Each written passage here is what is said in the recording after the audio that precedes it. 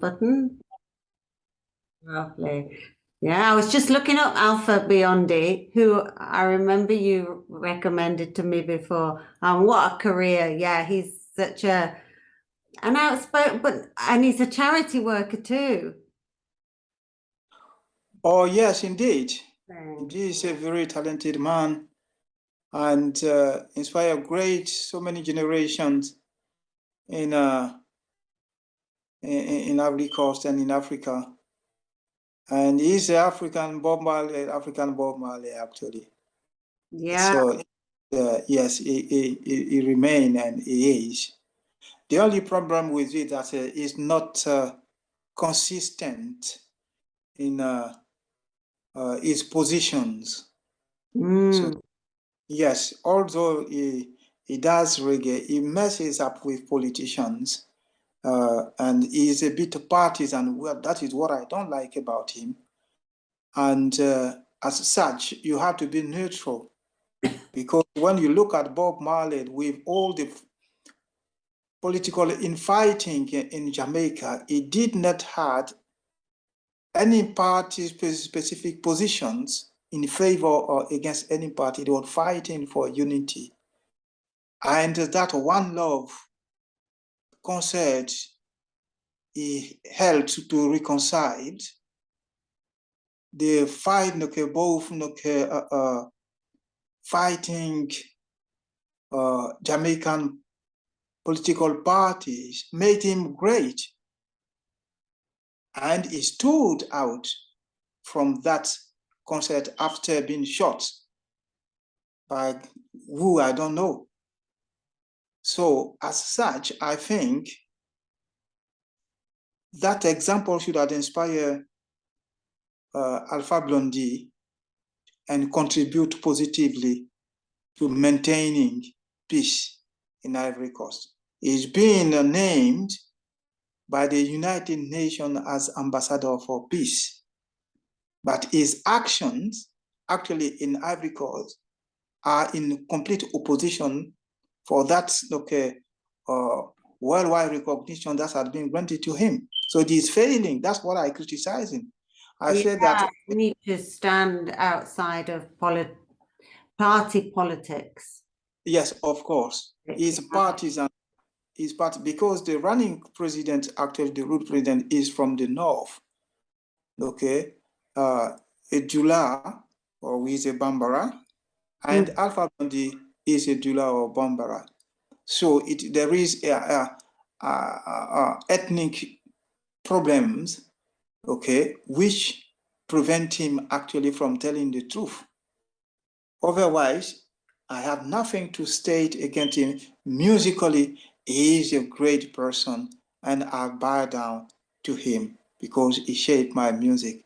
But when it comes to his intellectual judgment, I tell him that these are flawed, and the country need him at this very critical moment. Yeah, and you need people to be who are like in our culture.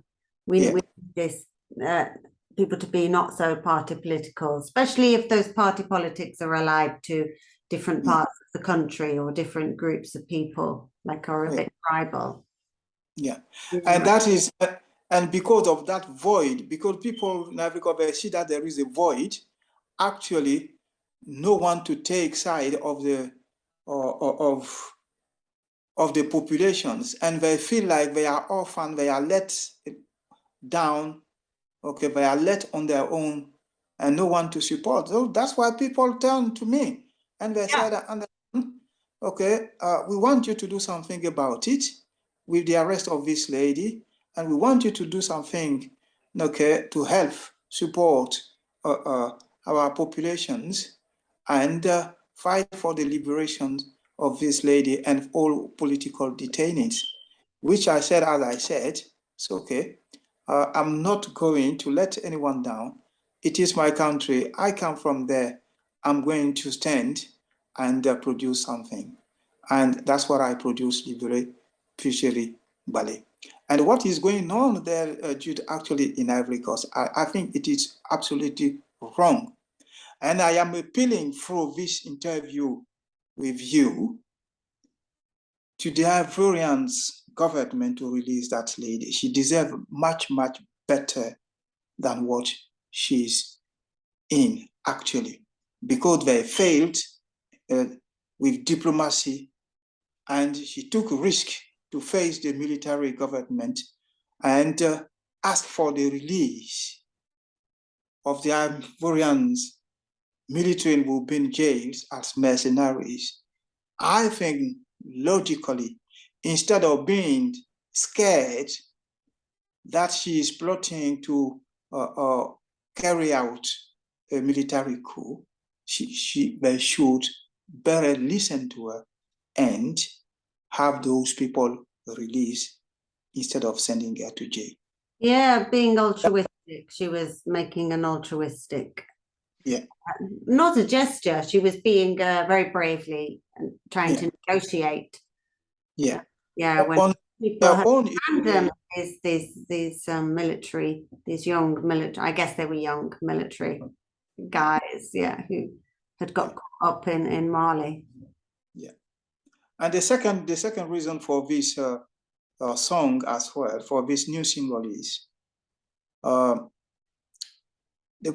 economic situations, social situation in the country is going worse. In the Ivory Coast, it's going. In the Ivory Coast. And you look at it, actually, they say that there is economic growth. If there is economic growth, how come that the French Ministry of Economics reported this year that only 80% of the Ivory Coast economics is produced in the capital? 80%. And this means that only 20% of our GDP, our economic resources, are produced by the rest of the country. So this implies that there is disparity, regional disparity in economic development. So if there are economic disparity, where is the economic growth? That is my first question. And second, the big difference in percentage, for sure. Yes. So my second point is, if I say that there is economic growth, why do young Ivorians leave, flee, run away from the country and to become slaves in Cote, in Libya, and even some of them will come and die in the sea looking for promised land in Italy and Europe if there is economic growth? That is my question. Third, if there is economic growth, why do we have, according to the African Bank of Development, why do we have 90% of youth unemployment in Ivory Coast?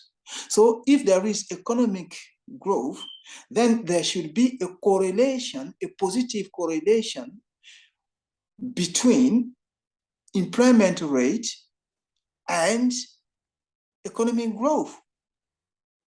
Or I would say, I would put it differently, there should be a negative correlation between economic growth and poverty level, which means that the higher the economic growth, so the lesser the poverty level.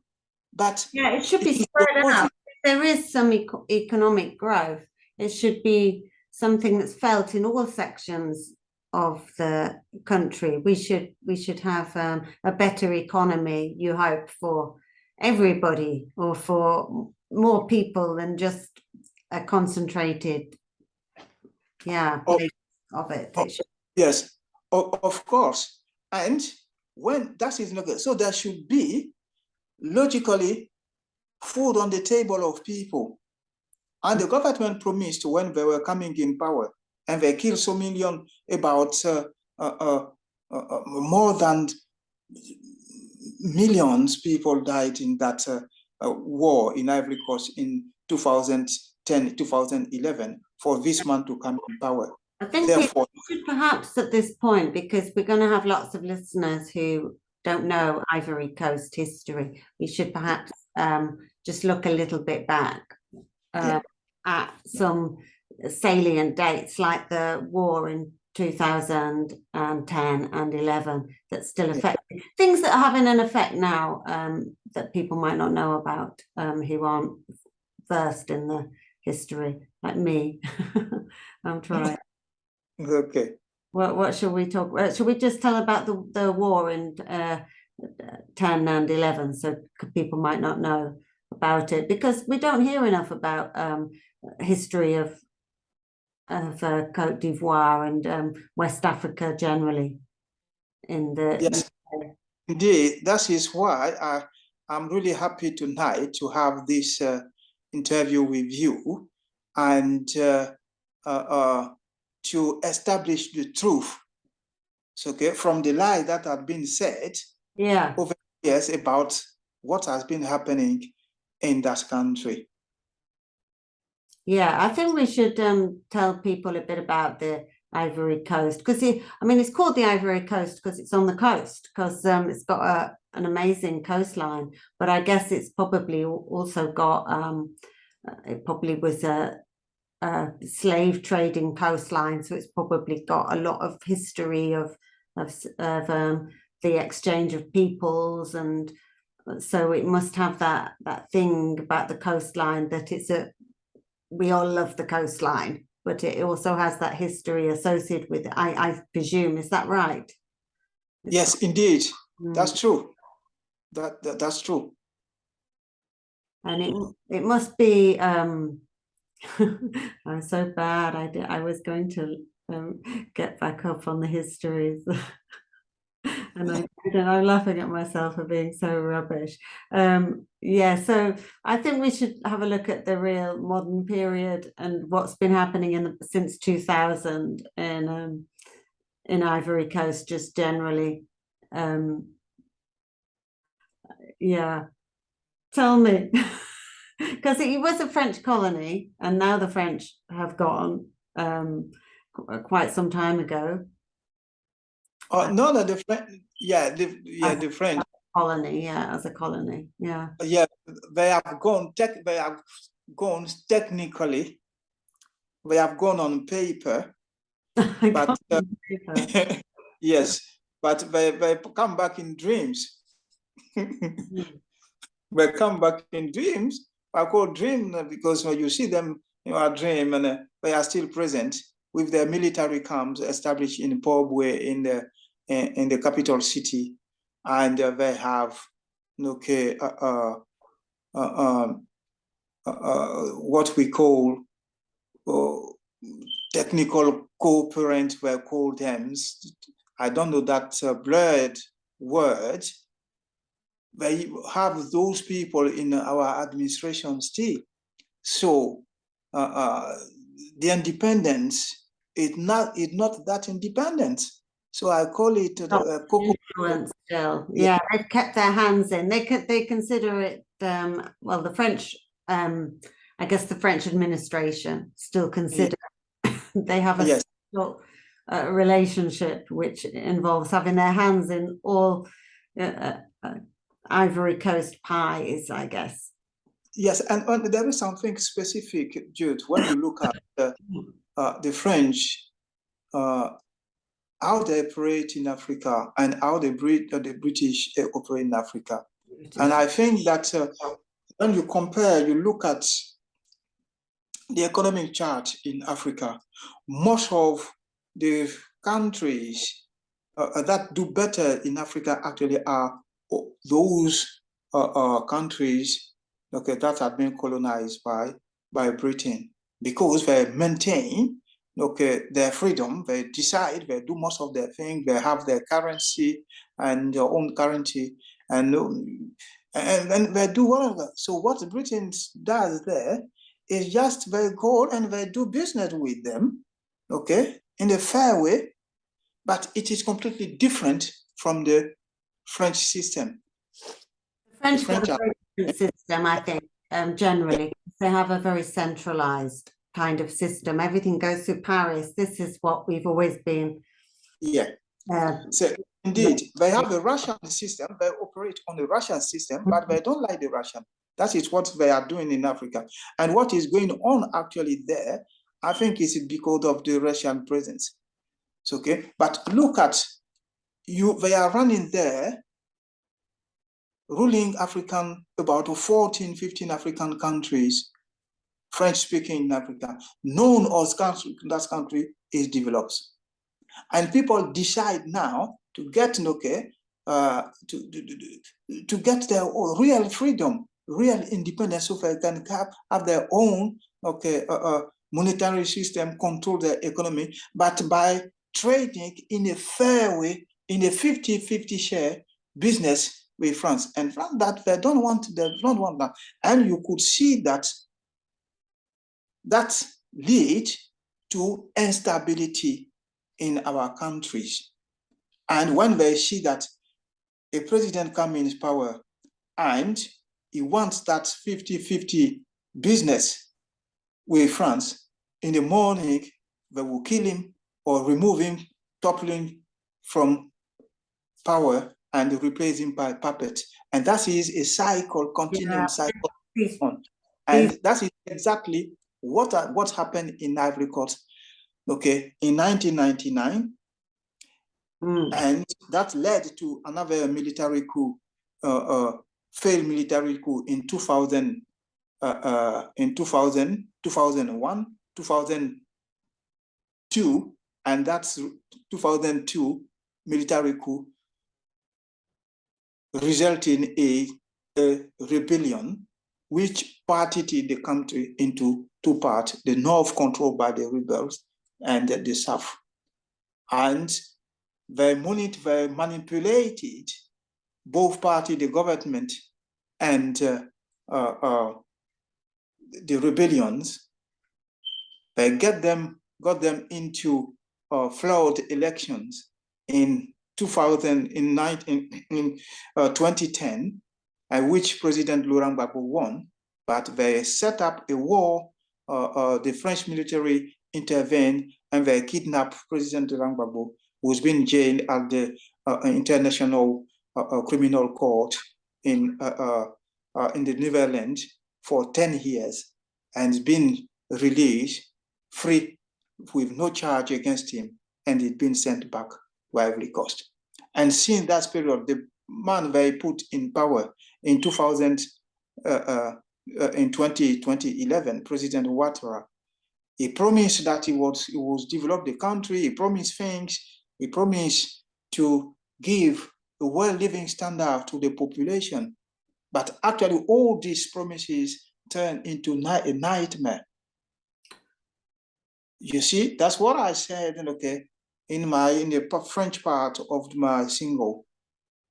They promised to change our country, but actually our country, in the country, when you look at, there are death squads kidnapping people at night, taking them to unknown destination and killing them. And there is poison in the country. You can't talk. When you talk, they will send girls on you to give you poisons. So now men are scared in Africa to date women, which is a reality. So is that the economic development they promise? The education system is destroyed. The medical system is destroyed. People die back home with their prescription in their hand because they can't afford anything. With 90% of unemployment, young people run away to die in the sea or become slaves in other countries. Is that economic development? So we need to, obviously, got to have change, but for the people for the standard of living to become something people can actually live with. And I guess what do you think is going to happen? What do you think with the government? Do you think we'll see some more free elections and people having more of a say on their no. country? Do you think we'll get a little bit more of that? And if we don't, in the near future, do you think music is like a place to raise consciousness or to kind of come together? Because one of the powers of music is it brings people together while they listen or while they dance or while they make it in a way that it shouldn't be political, that should be more about the bonding together of humanity, that feeling that you can get with music. I mean, I think music always has a role to play in these, in all situations, but particularly when we feel like we can't say stuff or we can't get what we need. It kind of feels, yes, music can do that job. Music can do that job. And that is what I'm doing, that job. I produced that song. Okay. And I feel honored that my people come to me and ask me to do something because they recognize the value of music. Yes. And particularly reggae. Yeah. So, but the problem there is that there is no freedom of expression. Yes. People are not free. At the time I'm speaking, musicians in Ivory Coast are silenced. You can't say anything. They are involved. That okay, there is such a I don't know how to describe it. It is horrible. It is really horrible. Horrible to not The be population, able to make things, the population, music. Yeah. there is constant threat. You say something in the morning, at night, the death squad will come to make you disappear, but take you to an unknown destination. You will never come back home. There are murder, cold blood murdered. People are taken to prisons and poisoned in prison and killed. All these crime, evil crime are committed in Ivory Coast. And the international community that imposed these guys on Ivory Coast, they all go silent. Why? They know that this guy is a dictator. They know that he's a murderer. They know that he robbed this country, he ruined this country, but still they keep silent. If it wasn't that, he should have been invited to attend the Queen's funeral, but he's not among the African leaders who have been invited. His name is not listed. Why? This means that it is a testimony that they know that he has blood on his hand. So if he has blood on his hand, why not to remove him from power? Or so because they don't want to remove him from power, then the populations decided, okay, to fight for themselves. And music in this way can help. Well, by healing their pain, not causing a stir, but by comforting people, give them hope, and also supporting unity and reconciliation in Ivory Coast. So my music is not about stamina. I think music can be like a food for strength and stamina to take you through. Indeed. Yeah. Indeed. Yeah. So my message for my music is for love, better living conditions, reconciliation, peace, and love. But before we get to that, you need to describe what is happening. It is like I take a medical approach in my music. You identify the problems, you describe them, that is, you sing about them, and you describe what is happening. And in the end, you said, okay, this is what needs to be done. So in the end, of my single, I said, we are traumatized, suggesting that we need something to be done. If these people are genuinely for their people, then they would say that, okay, the musicians are the eyes and the mouth and the ears of the population. Then we must listen. But sadly, it is the opposite in Ivory Coast. Yeah, then I hope that musical voice, that voice that you can get amplified through music. Yes. let us just have a quick whiz through, because I'm personally fascinated through Ivory Coast, some of the modern Ivory Coast musicians who stand out, perhaps in other fields than reggae, but who obviously music's just such a powerful thing. I'm very interested in the modern music that's come out of, maybe has a relationship with traditional music, but it's in the pop music vein. And I know there's a name, Ernesto Jeje. Yeah, Ernesto Jeje, yes. Jeje, yeah. And I there's a little bit of him around on the internet, and I've been checking him out, and seems like a real club musician, somebody who may have been played in the clubs in the 70s, or, but you tell me. Yes, I was very young back at the time when that man was playing music. I think he's a real genius. He's a real genius. He started from the traditional music playing in clubs, as you've read, in Daloa, that is in the center, in the West Midland of Ivory Coast. Yes, and his dad is from Senegal. Hey. The biological dad was from Senegal. But he abandoned him when he was born, and he moved to Central African Republic to work. So he abandoned his son. And his mother's brother, his mother's uncle, gave his own name to Ernesto Jeje, which is Louis, like Blé Louis Ernest Jeje. That is, so Blé Louis, that is his uncle, his uncle's name. So he grew up with his uncle and his mother. So at the age of 10, he started playing. He was initiated to the traditional music. He is not an educated person.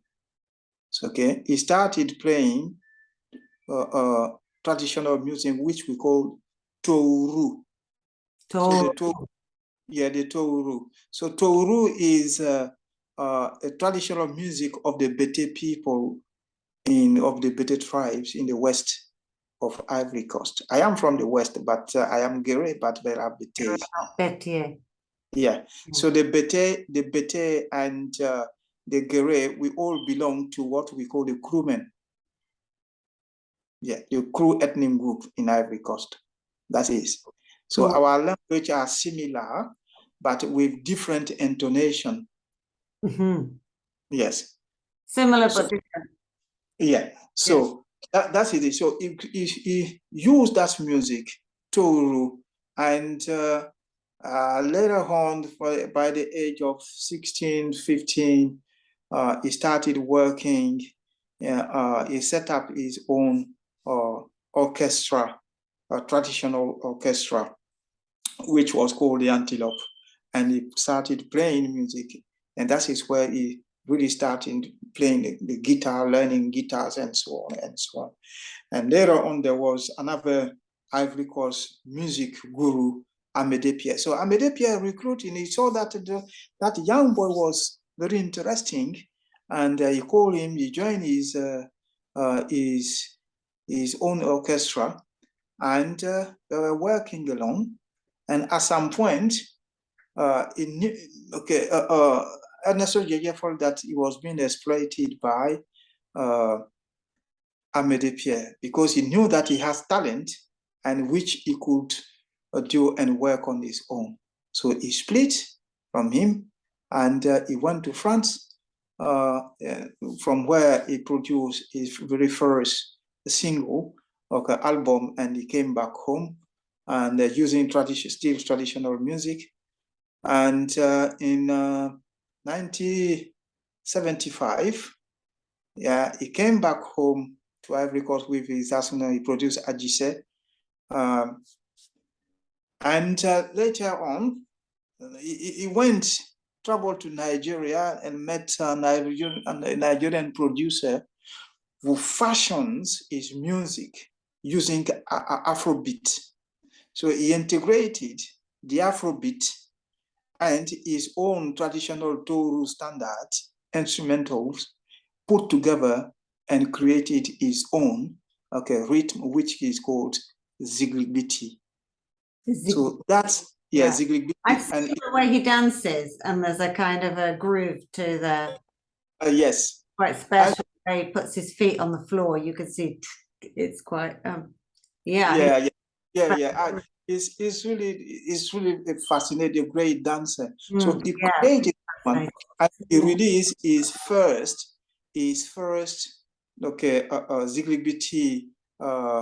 tune single, which he calls Zibote. So Zibote made him really stand out, and he was recognized at the first in 1977. He was recognized as the best Ivorian musician and fully complete, trained, very instrumentalist, and very fair with. He's obviously a band leader. You can see when even I've just looked at the small clips on YouTube. It's his band. He's the man. They're his band. They're there waiting for it. He's put it together. That's how it feels when you look at it. He's not just the singer. He's at front, but he's a band leader.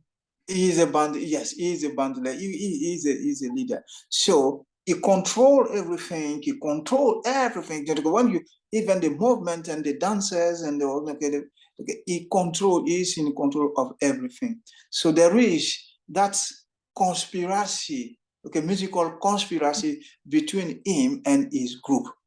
Yeah, conspiracy in a good way. The cohesion. Yeah, Yes, so that is it. So he has that mind, that musical mind, and he knows when something happens. And what I like about him is that he worked very hard. I saw him training once. I went for the first time. I wanted to be, and I said, I want to see the guy. Isn't okay. And I went with my brother. He took me to Yopugon, where he was training, and I saw his training, and I was really fascinating. Yeah. I was really fascinated. That's for the first time I saw him physically. And he said, we are sitting there, and he said, "Oh, young boy." He called me like a petit garçon. Petit garçon. Petit garçon. If you were I don't know, I'm speaking French now. And I still had that in my mind yet. I could never believe that I could see that man once, but he was playing me instrument, and I saw him in great control. He would get there, and his people would, and he was a very quiet person, very quiet. Yeah. I could see his musician would make mistake. He would come and say, no, don't do it this way. Press this key, and come this one, and press this one, press this one. So he was the producer. He was the producer. Yeah, he's the leader. He's the band leader. Very beautiful. I saw he's a real genius.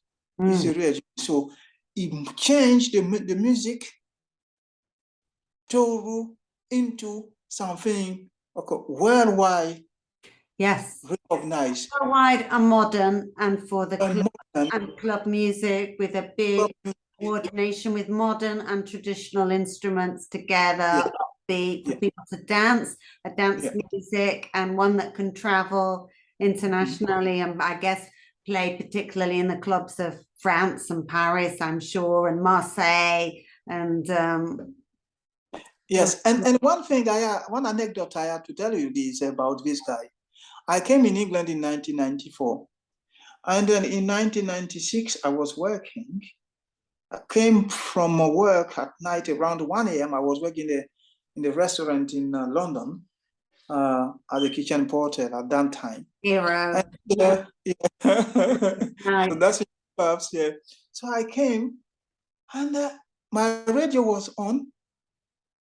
I forgot to switch it on before when I was leaving in the morning for work.